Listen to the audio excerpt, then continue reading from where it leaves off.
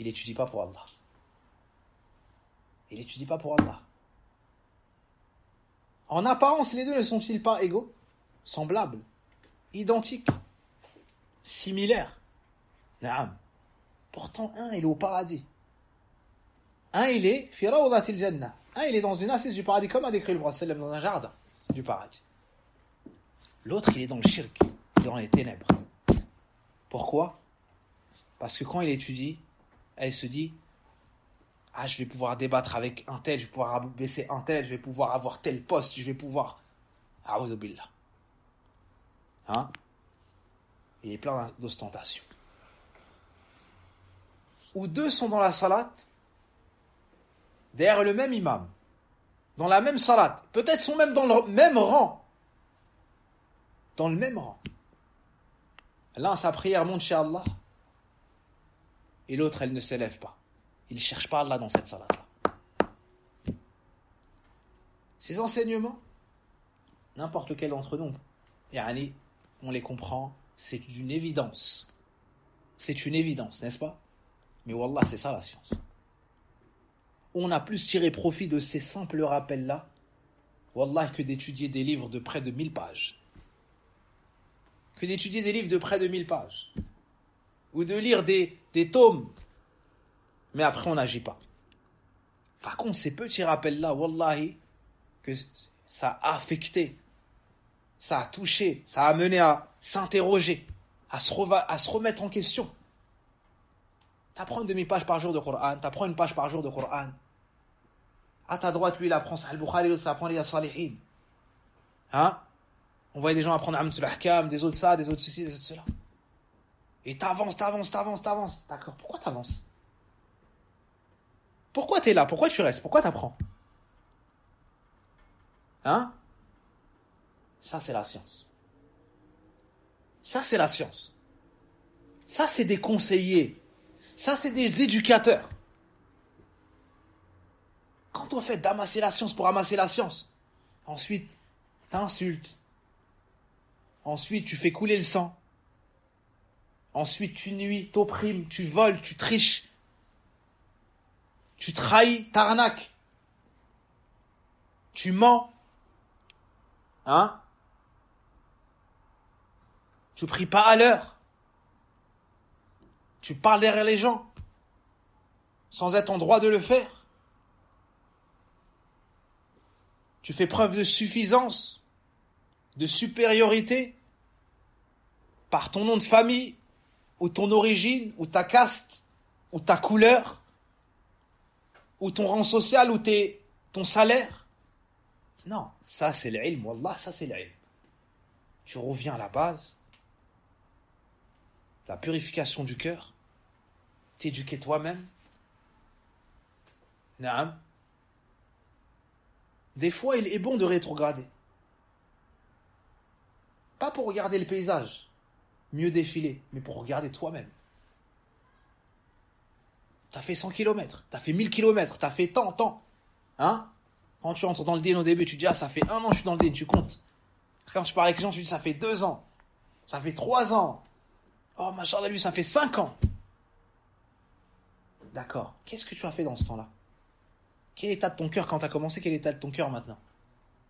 Quand tu as commencé, personne ne te voyait, tu mettais ton réveil en pleine nuit, tu te levais, tu priais. Tu pleurais devant Allah Azza wa Jal. Personne ne le savait, tu le disais à personne. Hein? Après 50 dîmes, tu mets ton réveil pour le Fajr.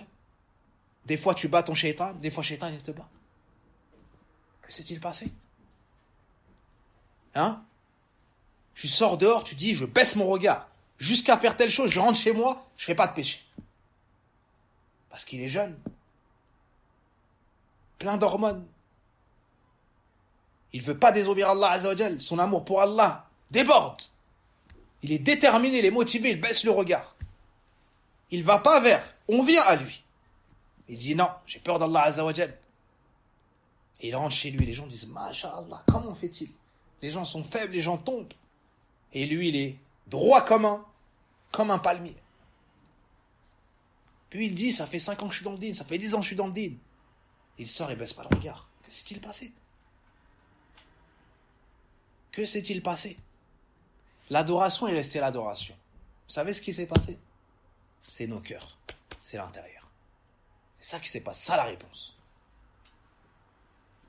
S'être concentré sur l'apparence, sur les actes d'adoration extérieurs, et pas avoir négligé l'intérieur, mais avoir minimisé son importance. Minimiser son importance. Min huna utina. C'est de là qu'on s'est fait avoir. C'est de là qu'on est tombé. De là est venue la maladie. De ne pas avoir compris que la purification du cœur était le plus important. Et que si le corps était fort de par la aqidah, de par la croyance, de par le tawhid, l'apparence allait suivre. L'apparence allait suivre. Wallah, celui qui aime Allah tabaraka wa ta'ala, il n'arrive pas à retenir sa tête, elle se prosterne. Même s'il lui dit non, elle lui désobéit. Combien de gens venaient au masjid? Tu leur demandes la cause. Il dit, je ne sais pas. J'ai été poussé, je suis venu, il faut que je prononce la shahada. Il rentre en islam, il fait salat. Tawfiqun ilahi. C'est une guidée divine qui lui vient. Il est guidé, il est poussé. Naam. Il faut purifier ces cœurs-là. Il faut chercher l'intérieur. Le prophète alayhi salatu wa salam nous dit, Inna Allah la yanzur ila suwarikum, wala ila ajsadikum, walakin yanzuru ila qulubikum wa a'malikum. Certes, Allah ne regarde pas vos apparences, ni vos corps, mais il regarde vos cœurs et il regarde vos actions. Le prophète alayhi salatu wa salam nous dit, Ala inna fil jasadi mudghah. Sachez qu'il y a dans le corps un morceau de chair. إذا صلحت صلح الجسد كله وإذا فسدت فسد الجسد كله ألا وهي القلب. S'il est sain, s'il est bon, s'il est pur, tout le reste du corps le sera. S'il est mauvais, s'il est corrompu, s'il est souillé, tout le reste du corps le sera. C'est le cœur. Elle est là la différence entre certains d'entre nous et ceux qui restent constants. Nous on avance, on a l'ancienneté, on a ceci, on a cela. Mais tantôt on est debout, comme le palmier, et tantôt on est allongé. Tantôt on tombe à genoux, tantôt on est en train de se relever. Comment se fait-il qu'on n'arrive pas à rester debout tout le temps, constant? C'est le problème du cœur. C'est le problème du cœur. Si on purifie ces cœurs-là, Allah Azza wa Jal va nous maintenir. Si on soigne ces cœurs-là, Allah Azza wa Jal va nous maintenir. Et comme le disaient les anciens, le plus grand miracle, c'est pas de voler dans les airs, marcher sur l'eau. C'est l'istiqama, c'est la droiture sur le din d'Allah jusqu'à ce qu'on reprenne ton âme. Wallah, et ça c'est un miracle. Si tu vois une personne qui est dans le din, qui est droit, jusqu'à son décès, il n'est pas tombé. Quand on dit tomber, on ne parle pas de commettre des péchés. Personne n'est infaible après le prophète alayhi salatu wa salam. Mais il est resté constant. S'il tombe dans un péché, il en ressort. Il se rappelle, il se repent, il revient vers Allah Azza wa Jal. Il ne cède pas, il ne se livre pas au shaitan. Il n'abdique pas face à ses passions. Ça, c'est un miracle. Et comme il fut dit, ne t'étonne pas, ne t'interroge pas sur celui qui a péri. Comment se fait-il qu'il a péri? Mais sur celui qui a été sauvé. Comment a-t-il fait? Wallahi, c'est pas choquant de voir une personne s'égarer.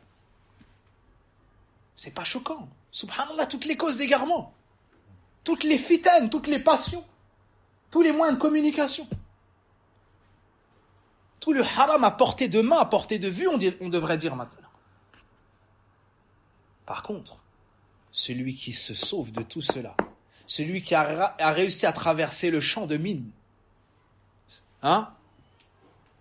sans succomber aux déflagrations, sans succomber aux intonations, sans succomber à la dépravation, wallahi, ça c'est le miracle. Wallahi, ça c'est le miracle. Ça mérite l'étude. Ça mérite l'interrogation.